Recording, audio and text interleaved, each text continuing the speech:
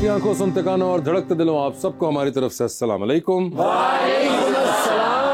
हाल चाल? आप क्यों नहीं रंग पहनते? वो देखें कितने कलरफुल कपड़े पहन कर आई हैं और आप यंग है, ये भी यंग है, मैं जरा बुजुर्ग आदमी हूँ। नहीं है, आप तंग हैं। आपको अगर कह दो हम नया पैंट कोट क्यों नहीं पहनते? क्योंकि आप लेके नहीं दे रहे। एक दफा मिलने के लिए गया तो मुझे कहने लगे, देख रहे हो पूरे मोहल्ले में हम सबसे खुश नसीब हैं। मैंने कहा जी वो कैसे? कहने लगे 3 साल हो गए बिजली का बिल नहीं आया। मैंने कहा क्यों नहीं आया? कहते मीटर ही कटे है। बस भाई अगर अचानक जे ना हाजिर होया ते घबरा के उन्होंने कह रहे कल ही आए जे बच्चे नहीं नाल लगे। बहुत ज्यादा बात। बल्कि कल मैंने फोन करके कह रहे सन, यार मैं बिरयानी बना रहा हूँ। अच्छा जी। मैंने उसमें टमाटर और चाय वाली पत्ती डाल दी है, और क्या डालूं? बुलाते अपने आज की पहली मेहमान को। पाकिस्तान मुस्लिम लीग नून की रुकन है पंजाब असेंबली के अंदर और साथ ही साथ चीफ मिनिस्टर पंजाब की स्पेशल असिस्टेंट हैं on price control and commodities management, मोहतरमा Salma Bhatt.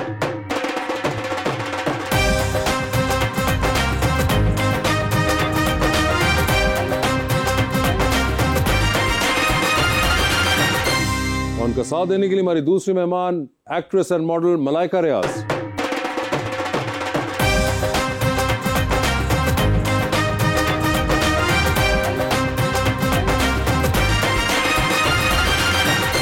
Welcome to the show जी, बड़ी खुशी हो रही है सलमा जी आप तशरीफ लाई हैं। और एक शेर मैंने बिल्कुल ताज़ा अभी लिखा है मलाइका जी के लिए।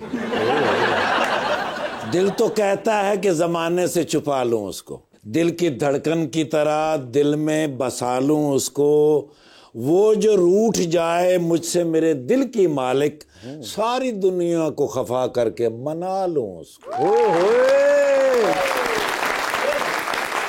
9-5 पे वो रोकने आ जाएगी लेकिन, अच्छा जी, 9-4 पे उड़ जाएगी परवाज हमारी। हम उसके लिए ताजमहल कैसे बनाएं जो बनना नहीं चाहती मुमताज हमारी। वाह वाह, क्या बात है। हम उसके लिए ताजमहल कैसे बनाएं, हाँ जी, जो बनना नहीं चाहती मुमताज हमारी। Yes sir. क्या कमाल शेर। सलमा जी क्या हाल है आपके? अल्लाह का शुक्र जी, ठीक ठाक हैं? बिल्कुल। मुझे बताएं कीमतें कहाँ जा रही हैं? कीमतें अल्हम्दुलिल्लाह काफी काबू में आ रही हैं। काबू में आ रही हैं? सिर्फ आपके, अवाम के नहीं। मगर वैसे ये अभी आपको नई असाइनमेंट मिली हुई है इस वक्त, you the special assistant on the price control committee of the chief minister. क्या ये एक्सपेक्ट कर रही थी कि आपको ये वाला टास्क मिलेगा? कभी भी नहीं कर रही थी? बिकॉज अभी लास्ट टेन्योर के अंदर you had just started, I think Midway start हुआ था आपका। जी बिल्कुल, मेरा 2021 में स्टार्ट 2021 में स्टार्ट हुआ और अब ये 2024 के अंदर ही जिम्मेदारी डाल दी गई आपके ऊपर। तो ये क्या वो जो परफॉर्मेंस थी 3 साल की वो काम आई? मैं ये कहना चाहती हूँ कि मुझे पहले भी कुछ लोगों ने सवाल किया, क्योंकि प्राइस कंट्रोल एक ऐसी चीज़ है कि जो काफ़ी मुश्किल है, चैलेंजिंग है। ये 24 घंटे का चैलेंज आपके साथ रहता है और इसमें अगर आप 10 चीजें ठीक करें, कोई एक चीज अपसेट होती है तो सारा, ये एक थैंकलेस जगह भी है, सब कुछ आपके ऊपर आ जाता है। वो खराब चीज हाईलाइट हो जाती है, 10 ठीक चीजें चलती जो होती हैं सबको भूल जाती हैं। लेकिन ये मुझे लगता है कि मेरी जो बॉस हैं सीएम पंजाब मोहतरमा मरीम नवाज शरीफ साहिबा, वो सीएम तो पिछले साल बनी, लेकिन हम तो उनके साथ क्योंकि बहुत पहले से काम कर रहे थे और गुज़श्ता सालों में जो उन्होंने खुद ट्रेन किया, पॉलिटिकल ट्रेनिंग की, मेरी बहुत ज़्यादा हैंड होल्डिंग की और बहुत ज़्यादा अपने साथ रखकर बहुत से इससे पहले पार्टी के प्लेटफॉर्म से चैलेंजिंग काम करा कर देखे, बहुत ज़्यादा टेस्ट लिए, इम्तहानात लिए। मुझे नहीं पता था कि वो सारे इम्तहान किस लिए ले रही हैं, इस दिन के लिए ले रही हैं। तो फिर जब हुकूमत आई तो फिर उन्होंने मुझसे कहा, और ये एक अनप्रेसिडेंटेड है कि प्राइस कंट्रोल पे एक खातून को तैनात किया गया। लेकिन वो तुसी खातून तो है, लेकिन दलेर ते तुसी मर्दां नालों भी ज्यादा ना। चलिए आपकी मेहरबानी है। कोई रेट घट ना करे बाजी, चौके कहंदे मैं मुक्के मारांगे जे घट रहेंगे। सलमा, जो कि इंटरेस्टिंग है कि जब आपसे मेरी पहली दफा मुलाकात हुई थी, which was back in I think 21 या 22, उस वक्त आप एमपी अभी नई नई बनी थी कुछ अर्सा पहले ही और मिडवे बनी थी उस टेन्योर के, and also that you were not really seen on television. Yes. और आई थिंक वो पहली बार या 1-2 बार ही हुआ था कि आप इस तरह एक शो पे आई थी और उस पे जो आपने डिफेंड किया था एट दैट टाइम, जो कि बड़ा मुश्किल टाइम था, एज एन ऑपोजिशन भी हमेशा होता है हर पार्टी के लिए, तो वो बड़ा एक सिग्निफिकेंट रहा था। आपको लगता है ये? मैं अक्सर आपकी टीम से ये बात कहती हूँ कि जब आप लोग मुझे कॉल करते हैं तो मैं without giving it a second thought मैं कहती हूँ जी मैं आ जाऊँगी, कब आऊँ। तो मैं इनसे कह रही थी कि मैं आप लोगों का ना, वो कहते नहीं पंजाबी में कहते होते थे कि कोई वो अखा च या होनी चाहिए तो क्योंकि आपके प्रोग्राम पे जब मैं आई थी तो मुझे बहुत बड़ा ब्रेक थ्रू मिला था मीडिया पे। वो ब्रेक थ्रू इसलिए भी था क्योंकि you could do and no one was expecting कि ये किस किस्म का आप करेंगी तो जो आपने किया था उसके अंदर। मेरी अखा च जाए थोड़े प्रोग्राम ਲਈ। नहीं that is kind of you but you had the talent. Malaika ji क्या हाल है आपके? अल्हम्दुलिल्लाह, आप बताएं। बिल्कुल ठीक ठाक। आपने शो देखा हुआ है? हाँ, थोड़ा बहुत। थोड़ा बहुत कितना को थोड़ा? जैसे रील्स में होता है। रील्स में आया। कौन सी वाली रील देखी आपने? धागे की? मुझे एग्जैक्टली याद नहीं है। याद नहीं है आपको, मगर आपने देखा तो आपको वहीं से अंदाजा हुआ। हाँ ठीक है। और मुझे बताएं कि आपकी कभी एमपीए से मुलाकात हुई थी? नहीं हुई थी। और पहली बार यानी कि हमने ही मिलाया जी। और खातून एमपीए से मिला दिया। हाँ माशाल्लाह, मुझे बहुत अच्छा लगता है जब फीमेल्स हमारी इतना अच्छा काम करती हैं। आपको कैसे पता है कि अच्छा काम कर रही है? कर ही रही होंगी ना, कहीं ना कहीं कुछ तो कर रही होंगी। कुछ तो एफर्ट कर ही रही होंगी ना। बात आपने जाके कहीं प्राइसेस चेक की? आपको पता है वो इस वक्त स्पेशल असिस्टेंट प्राइस कंट्रोल की। मेरे लिए तो प्राइसेस बहुत हाई हैं अभी तक। अच्छा। हाँ, मुझे तो बहुत ज्यादा ही लगती है। हाँ, अल्लाह मेरे हालात ठीक करे। उनके हालात ठीक करे, सिर्फ उनके नहीं। मगर मुझे बताएं कि आखिरी बार क्या चीज लेने गई तो आपको लगा कि भाई ये तो बहुत हाई है? मैं ग्रोसरी लेने गई थी। ग्रोसरी लेने गई थी आप? अच्छा, और क्या उसमें लगा महंगा? कैट फूड तो नहीं ले लिया था? नहीं, कैट्स नहीं है मेरे पास, तो कैट फूड नहीं लिया था मैंने। ऐसे ही बस नॉर्मली जो घर की होती है ग्रोसरी वही करी थी, तो वो भी काफी एक्सपेंसिव है अब तो। है ना, एक्सपेंसिव तो बहुत है, मगर उसको आपको पता है कि सरकारी रेट भी होता है जिसको मेंटेन करना, क्योंकि ऑफ कोर्स ये कमर्शियल कमोडिटी को तो नहीं कंट्रोल कर पाएंगी, मगर जो सरकारी रेट कुछ चीजों के होते हैं वो इन्होंने कंट्रोल करने होते हैं। तो अगली बार आप जाएं ग्रोसरी लेने और आपको लगे कि कोई इंसान जो है वो सब्जी या कोई इस तरह की चीजें या चीनी वगैरह महंगी बेच रहा है, तो आप सलमा को फोन कर सकती हैं, ये फौरन वहां पे छापा मारने पहुंच जाए। जी अगर कोई वाकफ फड़े जाए तो भी सकते हैं। वाकफ दी ज्यादा शामत होंगी। मगर मुझे ये बताइए मैडम कि ये आजकल के दौर में हुकूमत करना आसान है या मुश्किल है? हुकूमत करना किसी दौर में भी आसान नहीं होता। हुकूमत के एक अपने चैलेंजेस होते हैं हमेशा से। आपने भी कीमतों की बात की और बहुत से लोग महंगाई की बात करते हैं। तो अभी रिसेंटली रमज़ान गुजरा है, तो मैं हमेशा कहती हूँ कि प्राइस कंट्रोल के हवाले से जो रमज़ान का महीना होता है ना, ये सालाना पेपर होता है। तो मैं आपके प्रोग्राम के तवज्जुह से बताना चाहती हूँ कि ये पंजाब के अंदर अल्हम्दुलिल्लाह 15 साल का रिकॉर्ड सस्ता तरीन रमज़ान गया है। जब आप आलू प्याज टमाटर की बात करते हैं, आप पूरे रमज़ान देख लें, जो आपको टमाटर आलू प्याज और लीमू, ये चीज़ें जो है कोई भी 100 रुपये से बाहर नहीं मिली। मैं ये गारंटी से कह सकती हूँ कि आलू प्याज टमाटर 100 रुपये के नीचे मिला। तो लीमू होता था ना हमेशा रमज़ान में 450, 500, 600 रुपये किलो होता था।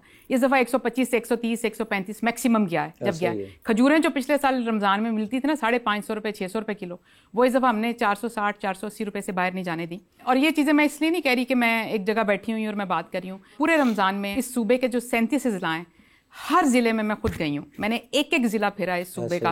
37 जिले फिरे हैं? जी, मैंने रमजान, यानी कि रमजान सारा सूबे भर में जी, मैंने रमजान से 2 दिन पहले, क्योंकि बाइंग शुरू हो जाती है बहुत ज्यादा, तो हमारा फोकस एसेंशियल कमोडिटीज होता है जिसमें आलू प्याज टमाटर लीमू खजूरें चिकन और इस तरह की जरूरी अशिया जो होती हैं, हांडी पकाने वाली जो हर घर की 2 वक्त रोटी और हांडी की जरूरत होती है, वो हमारा फोकस होते हैं। दालें होती हैं जैसे, तो उसमें रमजान से 2 दिन पहले शॉपिंग क्योंकि शुरू हो जाती है, तब से लेकर दूसरे रोजे तक मैं लाहौर रही थी हमारे, क्योंकि लाहौर में 10 रमजान बाजार लगे हुए थे।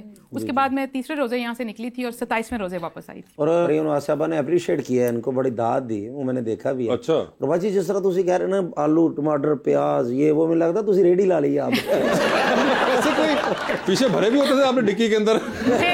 अब है तो क्योंकि आपका शो ही थोड़ा लाइटर में होता है, तो मैं आपसे शेयर करती चलूँ। मेरे जो कोलीग्स हैं अपने पार्टी में भी और बहुत से, वो मुझे देखकर अब आवाजें कसते हैं आलू प्याज टमाटर।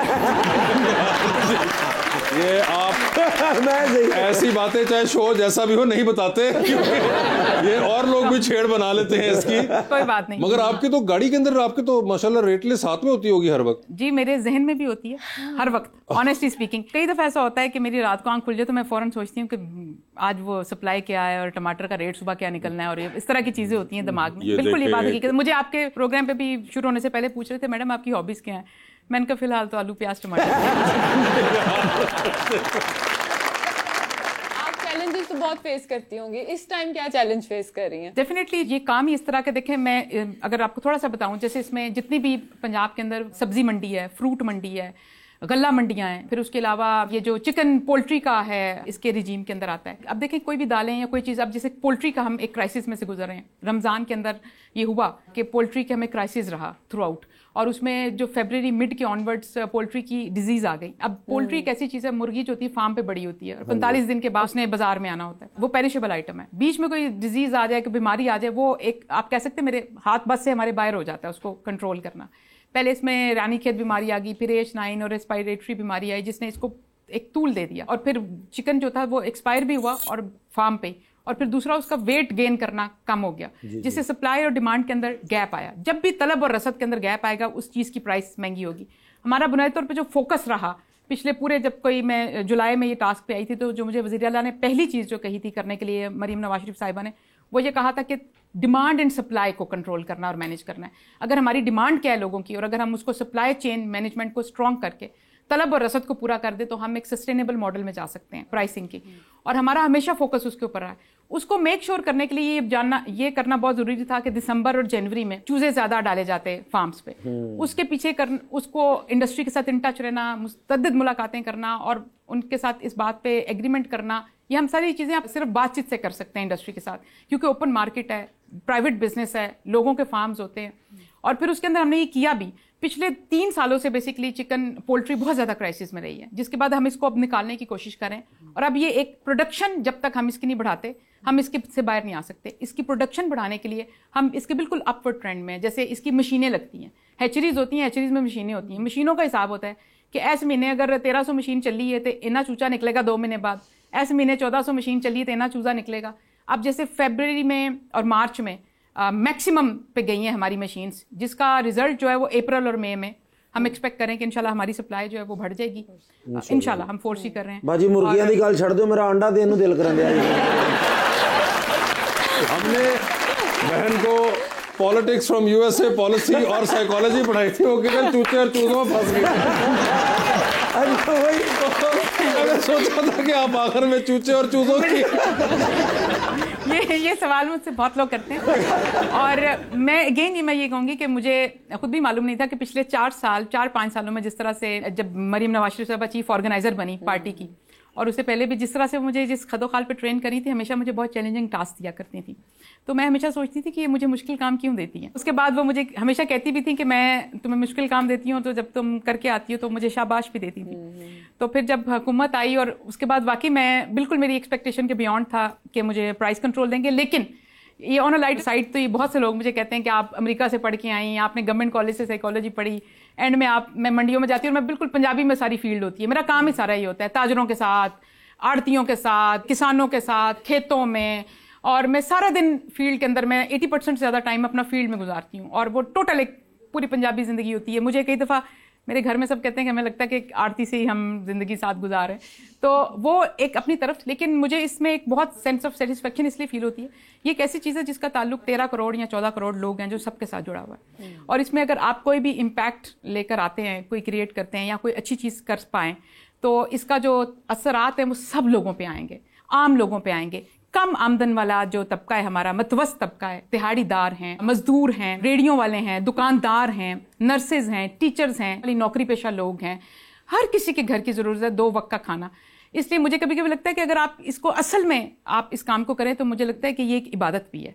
और मेरा अब एक बड़ा ज़ाती लगाव पैदा हो गया इस काम के साथ, और मुझे बहुत अच्छा भी लगता है। और मुझे लगता है कि मैं हमेशा हर रोज़ दुआ मांगती हूँ, क्योंकि मुझे जब मैंने पहले दिन जब मुझे ये टास्क दिया गया, तो साथ ही मुझे वज़ीर आला ने जो कहा, वो ये कहा था उन्होंने कि उन्होंने कहा, सलमा, मेरी जो तरजीह है ना, वो कम आमदन वाला तबका है कि उसको रिलीफ कैसे मिलेगा। और अगर ज़रूरी अशिया जो हैं चंद एक, उनमें अगर कम आमदन वाले तबके के लिए 2 वक्त की रोटी मुमकिन हो जाए, तो वो कहती थी कि ये मैं इसमें से हासिल करना चाहती हूँ।